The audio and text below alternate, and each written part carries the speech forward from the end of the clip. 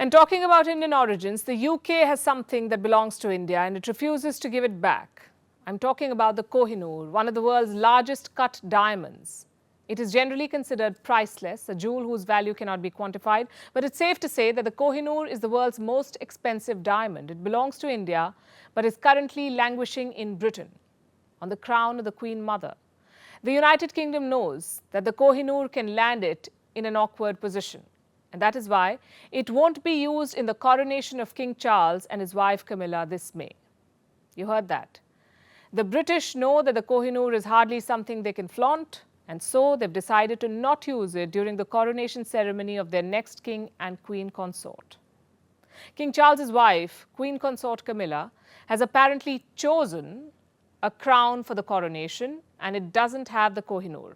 Instead, Camilla has chosen the Queen Mary crown. It was a replica, a duplicate of sorts, of the original Kohinoor. Now, we don't know if the replica will be retained in the crown, but the original fountain of light, as it is called, will not be part of the coronation. The Brits are making a big deal out of Camilla's choice of crown. I have a statement from the Buckingham Palace. This is what it says. The choice of Queen Mary's crown by Her Majesty is the first time in recent history that an existing crown will be used for the coronation of a consort instead of a new commission being made in the interests of sustainability and efficiency. Sustainability and efficiency, they say, how very noble. On the face of it, it's a cost-cutting measure. But there's more to the story. The Kohinoor is stolen. It is controversial, and it's hardly a choice now. It comes with a kind of baggage that the British monarchy can ill afford. The kind of baggage that can set off a diplomatic brawl between India and the UK. Britain has an Indian origin Prime Minister. Rishi Sunak is careful to not set off a diplomatic storm with India, not over something that was looted from India and which India still claims ownership of. Last October, India's Foreign Ministry spokesperson was asked when the Kohinoor would return to India. Here's what Arindam Bagchi said, and I'm quoting. We have said that we have been raising the matter from time to time with the UK government, and we will continue to explore ways and means for obtaining a satisfactory resolution of the matter. When Rishi Sunak became the Prime Minister, Indians were jubilant. Social media was flooded with jokes and memes. Indians were convinced that their chance to get the Kohinoor back was now. We say, hang in there. Not showing of the Kohinoor at the coronation ceremony is a step in the right direction, but the Brits can hardly make a virtue of it. The messaging from India has been very, very clear. A BJP spokesperson recently said, Camilla's coronation and the use of the Kohinoor crown jewel brings back painful memories of the colonial past. Safe to assume, the UK is not particularly inclined to bring those memories back. The Kohinoor is now part of the crown jewels of the United Kingdom. It was seized by the East India Company in 1849. It was a gift that the company gave to Queen Victoria. She wore it in a brooch. After Queen Victoria's death, the Kohinoor came down to Queen Alexandra.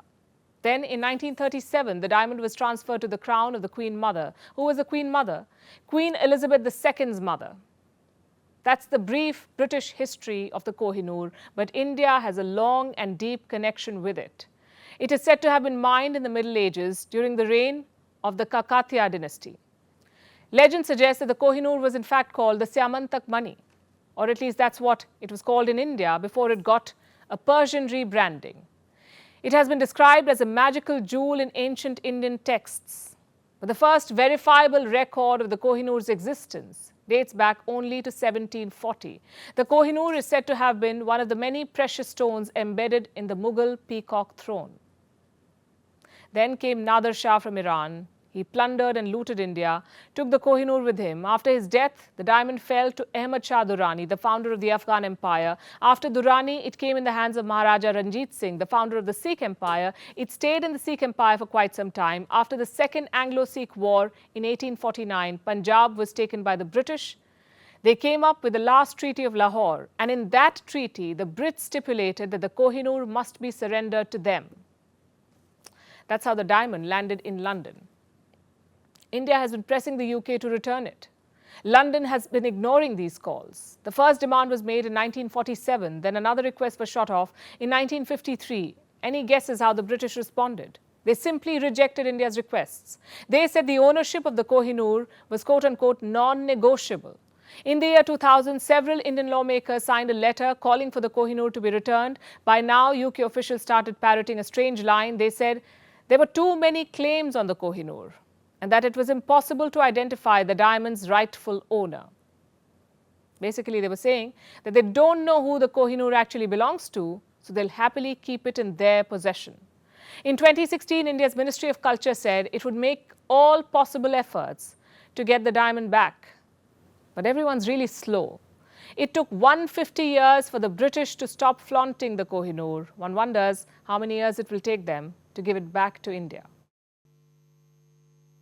Nikki Haley is running for president, the US president. She's an Indian American from the Republican Party. She announced that she's running for the White House. It's a long shot. Her adversaries include Donald Trump, Ron DeSantis, Mike Pence, and perhaps many more white men from the Republican Party, so it won't be easy. But who said politics was? First, an introduction. Who is Nikki Haley? She has many firsts to her name. Haley has served as the governor of South Carolina and the American ambassador to the United Nations. At 38, she was the youngest governor of a state and the first woman and person of color to lead South Carolina. Haley is the first person of Indian origin to have become a member of the presidential cabinet. Her parents belonged to Amritsar in the Indian state of Punjab. They immigrated to the US. Haley was born in South Carolina. Do you know what Nikki Haley's real name is? Nimrata Nikki Randhawa. She was born a Sikh, but in her 20s, she converted to Christianity.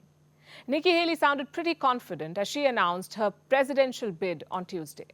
We must turn in that direction again. Republicans have lost the popular vote in 7 out of the last 8 presidential elections. That has to change. Joe Biden's record is abysmal, but that shouldn't come as a surprise. The Washington establishment has failed us over and over and over again. It's time for a new generation of leadership to rediscover fiscal responsibility, secure our border, and strengthen our country, our pride, and our purpose. Let me also quote from what she said. "You should know this about me. I don't put up with bullies." Listen to this. "And when you kick back, it hurts them more if you're wearing heels. I'm Nikki Haley, and I'm running for president." I say, add this to your list of quotable quotes, and I'll tell you why she said this. The Republican Party is dominated by men. Not just by any men, by white men. But Nikki Haley has broken glass ceilings in the past. Will she be able to do the same in her run for the White House? Remember, she's facing off the likes of Donald Trump and Ron DeSantis, both Republican stalwarts. And just how Republican is Nikki Haley herself? Quite.